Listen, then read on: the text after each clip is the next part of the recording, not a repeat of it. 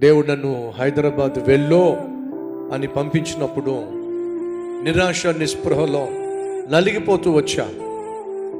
మళ్ళా చెప్తున్నాను అనుకోకండి.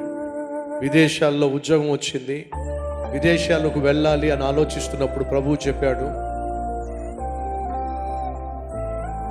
కోట్ల మంది నశించిపోతూ ఉండగా లక్షలు కోట్లు సంపాదించడానికి విదేశానికి వెళ్తావో, లేదా అనేక లక్షల మంది ఆత్మలను సంపాదించడానికి నేను చెప్పిన చోటుకి వెళ్తావో నువ్వు తీర్మానం తీసుకో.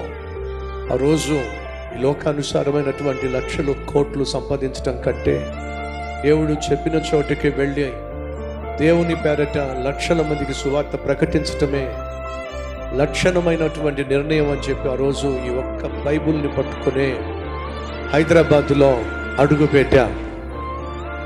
ఆనాటి నుండి నేటి వరకు నాకున్న గొప్ప ఆస్తి ఈ పరిశుద్ధ గ్రంథం. ఈ పరిశుద్ధ గ్రంథమే ఒంటరిగా హైదరాబాదులో అడుగుపెట్టిన నన్ను ఇంత పెద్ద కుటుంబముగా ఆశీర్వదించింది, ఆ ఆధిక్యతనిచ్చింది పరిశుద్ధ గ్రంథం.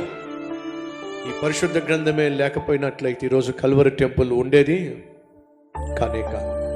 నువ్వు నేను రక్షించబడే వాళ్ళము కానే కాదు. సంగమా, వాక్యాన్ని నిర్లక్ష్యం చేయకండి.